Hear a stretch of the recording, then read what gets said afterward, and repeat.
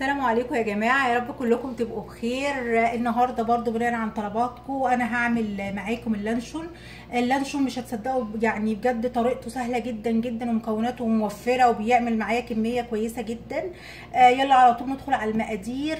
هنا دول عندي 6 بيضات زي ما انتم شايفين، وهو احفظوها برقم 6. هي 6 بيضات، 6 مكعبات من دي اللي هي الجبنه المثلثات. عندي دي هنا دي 2 مرقه دجاج بطعم الدجاج. عندك اللي هي بودره الفراخ ممكن تحطي. انا عاملاهم في البيت ما بشتريهمش، برضو عايزه ابقى اعملهم معاكم مره. وهنا ده عندي نص كوبايه زيت، وده بابريكا وملح لو احتجت، لان انا اوريدي حاطه ملح في اللي هي المرقه، وفلفل اسود.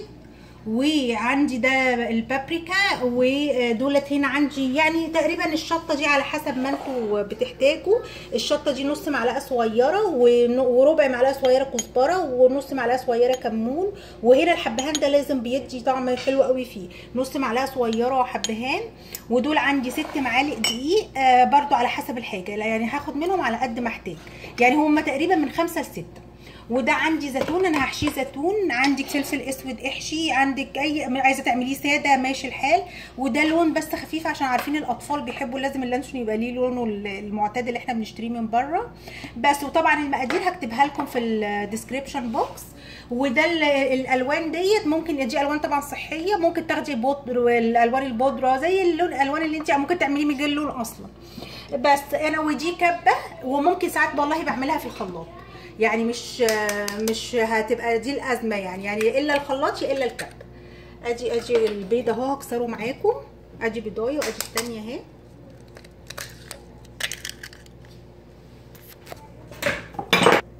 بصوا انا حطيت كل البيض اللي هم 6 بيضات. هبتدي برضو افتح مكعبات الجبنه وانزلها اهي بالشكل ده كده. على فكره اللانشون ده من لو تلاحظوا من غير لحمه ولا فراخ ولا اي حاجه، انا عايزاه موفر. برضو هعمل معاكم اللانشون اللحمه والفراخ برضو بيطلع حلو جدا ان شاء الله، برضو يعجبكم ويظبط معاكم. بس هفضي انا بقى الجبنه اهي زي ما انتم شايفين. انا نزلت البيض والجبنه ادي كله على بعضه بقى سهل جدا. ادي نص كوبايه الزيت اهي، والمكعبات المرقه اهي، وهحط بس رشه فلفل اسود برضو حسب انتوا بقى، حسب ما انتوا بتحبوا. وهحط البابريكا تدي لون، وبرضو في نفس الوقت بتدي طعم حلو اهي. وهنزل بقى بالشطه والكمون والكزبره والحبهان اهو. وهنزل بقى هضرب الاول، اضربهم الاول ضربه كده بس اتاكد كله امتزج.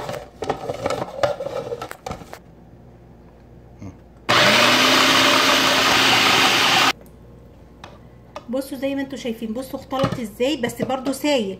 هعمل ايه بقى؟ هحط 4 معالق وهضرب واشوف القوام، واخلي 2 عندي احتياطي اهو، 3 ادي 4 اهو، واضرب اهو. بصوا شايفين برضو لسه سايب. غالبا هحط ايه بقيه المقدار الدقيق اللي هما المعلقتين الكبار، وبرضو هضرب واشوف لو احتاج برضو ازود.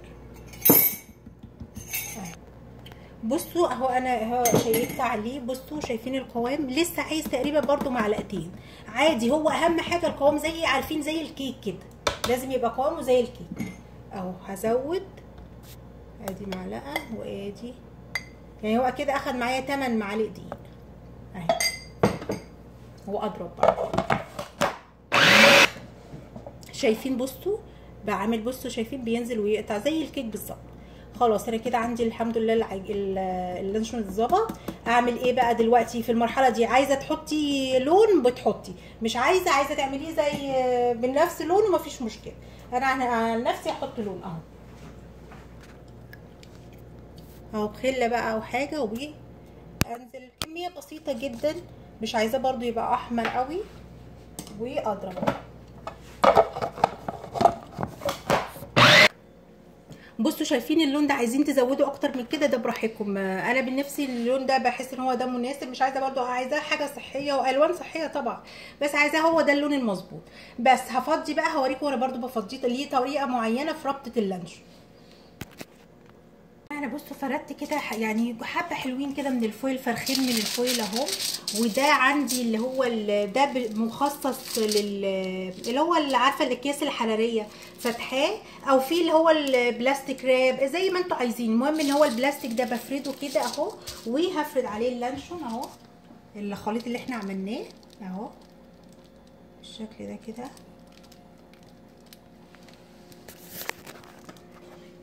بصوا بقى كل كميه اللانشون انزلها بقى كلها، مع حرام ما اخليش حاجه اهي بالشكل ده كده.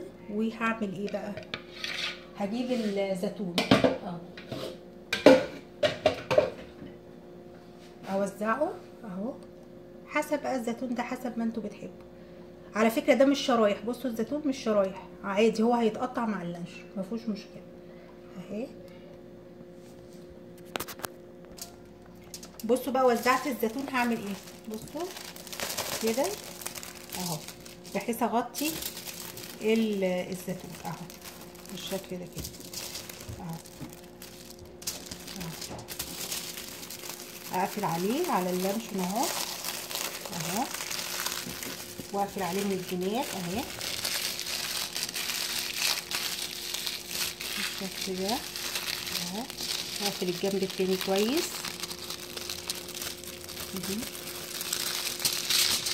اهو.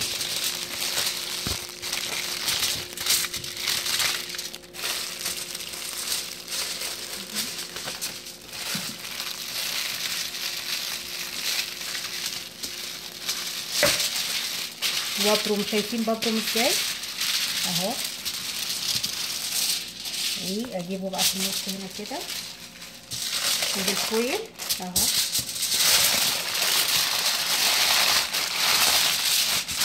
واضغط، شوف بضغط ازاي اضغط عشان ياخد الشكل الايه القالب اللي احنا بنشتريه اهو.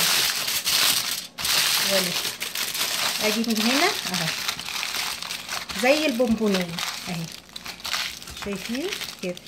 هجيب لكم الثانيه على العكس، هنا دي انا ربطت كده اهي، دي ربطتها كده، الثانيه العكس كده زي كاني بربط بونبونيه اهي، واضغط كده اهو. بصوا اخد شكل القالب ازاي، سهل جدا. هعمل ايه بقى؟ هغلي ميه على اي حله او اي حاجه، واحط مصفى هوريكم وهسويه على حمام بخار. بصوا بقى زي ما قلت لكم مصفى وبخار، وهدي عليها بقى شويه كده، اخليها على مثلا 3 اهي، واغطي بقى كده اهو. اسيبها تقعد في حدود من ساعه لساعه وربع. اهم حاجه ان انا اتاكد ان البخار، واشيك على الميه بس. وانا بشيك عليها برده هوريكم بشيك عليها بخله. لو طلعت السائل ده تبقى لسه ما استوتش، ما طلعتش تبقى كده خلاص تمام. هي بتقعد من ساعه لساعه وربع. انا قلت اوريكم برده ازاي بشيك. بصوا باي خله اي حاجه رفيعه بصوا، واحاول ادخلها جوه اهي. بصوا اهو طلعت نضيفه اهي، لا مش نضيفه فيها، يبقى فاضل لي يعني بس. بصوا متماسك ازاي. هخليها برده في حدود يعني انا دلوقتي عدى عليها بالظبط ساعه، هخليها ربع ساعه واشيك برده واوريكم وانا بشيك عليها ان شاء الله. اهو هشيك معاكم بقى، ده فات يعني تقريبا 10 دقايق ربع ساعه كده. هشيك معاكم تاني اهو. بصوا فاضل برضو تقريبا برضو ال5 دقايق، هي تقريبا هتاخد من زي ما قلت لكم ربع ساعه. بس انا هفضل اشيك عليها لحد ما تنشف خالص، وهحطها في التلاجة، ابيتها في التلاجة وتاني يوم اقطعها. هشيك معاكم اهو تاني اهو. بصوا شايفين اللي احنا كنا عاملينهم كان فيهم اللي لسه مش مستويين. بصوا انا بقى هعمل معاكم واحده تانية. بصوا حتى بلاقي نفسها، بصوا في صعوبه ازاي ان هي تدخل. بصوا زي الفل. بس خلاص كده انا عندي اللانشون خلاص كده تمام. هحطه في التلاجة ليله كامله 24 ساعه، او على الاقل من بالليل للصبح، والصبح بقى هقطعه واوريه لكم ان شاء الله. وادي يا جماعه اللانشون زي ما انتم شايفين، تاني يوم قطعته معاكم. زي ما انتم شايفين الزيتون اللي احنا حاطينه مع بعض اهو، والشرايح طالعه زي ما هي، وزي كأن بالظبط اللي احنا بنشتريه شكلا والله وطعما. انا متاكده ان شاء الله لما تجربوه هيعجبكم جدا ان شاء الله. بس ويا رب يكون اللانشون خفيف وسهل عليكم. ما تنسوناش في الشير واللايك والسبسكرايب. اشوفكم الفيديو الجاي. باي باي.